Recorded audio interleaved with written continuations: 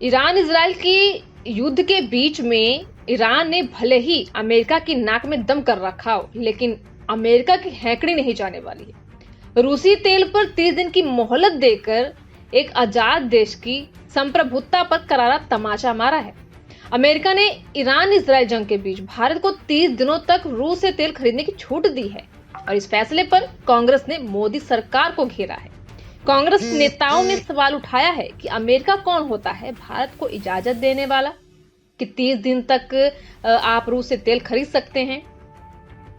Iran Israel जंग के कारण अमेरिका ने भारत को रूस से तेल 30 दिन तक खरीदने की परमिशन दी और ऐसा करने के पीछे की वजह भारत की जरूरत को बताया है। हालांकि अमेरिका के इस तरह के फैसले पर कांग्रेस ने पीएम मोदी पर निशाना साधा है। अमेरिका के इस फैसले को कांग्रेस ने आजादी और संप्रभुता पर करारा तमाचा बताया है और इसी बात को लेकर, पूरे मामले को लेकर सुप्रिया सुनेत, जो सोशल मीडिया प्लेटफॉर्म एक्स पर पोस्ट करते हुए लिखती हैं कि अमेरिकी फाइनेंस मिनिस्टर ने कहा कि उन्होंने मीडिया को 30 दिन के लिए रूस से तेल खरीदने की जो इजाजत दी है, ये हमारी आजादी और संप्रभुता पर करारा तमाचा है। अमेरिका कौन होता है हमें इजाजत देने वाला? इस एनर्जी सिक्योरिटी के बारे में लगातार राहुल गांधी आगाह कर रहे हैं। आप सुप्रिया सुनेत का ये ट्वीट देख सकते हैं। तो वहीं दूसरी तरफ जयराम रमेश भी है, जो अपने पोस्ट में लिखते हैं कि ट्रंप का नया खेल, दिल्ली दोस्त को कहा कि पुतिन से ले सकते हो तेल, कब तक चलेगा ये अमेरिकी ब्लैकमेल। जी हाँ, आप जयराम रमेश का ये ट्वीट देखिए जिसमें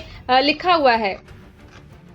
इसी के साथ ही आपको ये भी बता दें कि नरेंद्र मोदी लगातार नरम पड़ते जा रहे हैं, ये खड़गे कह रहे हैं। प्रियंक खड़गे अमेरिका की परमिशन पर एक्स पर पोस्ट करते हुए लिखती हैं कि यूएस ट्रेजरी सेक्रेटरी असल में कौन होता है जो इंडियन को रशियन ऑयल खरीदने की इजाजत दे। इंडियन गवर्नमेंट इस तरह की बकवास क्यों बर्दाश्त कर रही है और यूएस के हर हुक्म के आगे क्यों झुक रही है?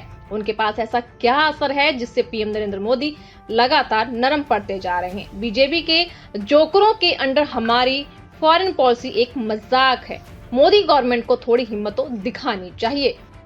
पर यह भी सवाल उठ रहा है लगातार कि आखिर क्या है अमेरिका का फैसला जिस पर यह बवाल हो रहा है। तो अमेरिकी ट्रेजरी सचिव स्कॉट बेसेंट ने शुक्रवार 6 मार्च को घोषणा की कि राष्ट्रपति ट्रंप के ऊर्जा एजेंट के तहत यह अस्थायी कदम उठाया गया। उन्होंने कहा कि भारत अमेरिका का एक महत्वपूर्ण पार्टनर है और ग्लोबल मार्केट में तेल की सप्लाई को स्थिर रखने के लिए यह छूट दी गई है।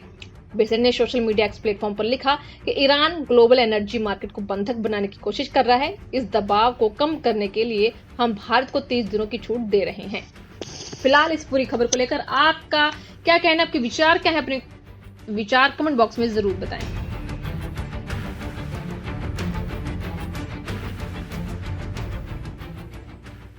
कौन होता है अमेरिका भारत को छूट देने वाला? भारत एक स्वतंत्र और संप्रभु देश है। हमारी संप्रभुता पर सवाल है जब अमेरिका कहता है कि वो हमें छूट दे रहा है। यही बात राहुल गांधी जी ने लोकसभा में उठाई थी और कहा था हमारी एनर्जी सिक्योरिटी कॉम्प्रोमाइज हो रही है। अब अमेरिका हमें बताएगा हमें किससे तेल खरीदे और किससे ना खरीदे। ये निर्णय अमेरिका ले रहा है, ये देश के प्रधानमंत्री नहीं ले रहे और चू नहीं निकल रही है नरेंद्र मोदी और उनकी सरकार के मुंह से। क्या स्ट्रेटेजिक ऑटोनॉमी है हमारी, क्या स्वतंत्रता है? हमारी संप्रभुता के साथ ये सवाल है। कौन होता है अमेरिका हमें ये कहने वाला कि हम आपको परमिशन दे रहे हैं? ये हमारा निर्णय होना चाहिए कि हम कहां से तेल खरीदें और कहां से ना खरीदें। असलियत यह है कि भारत के हितों का सौदा करके, भारत के हितों को गिरवी रखकर नरेंद्र मोदी ने एक बार फिर से साबित किया कि वो कॉम्प्रोमाइज प्रधानमंत्री हैं और इसकी वजह से वो देश हित का भी सौदा कर रहे हैं।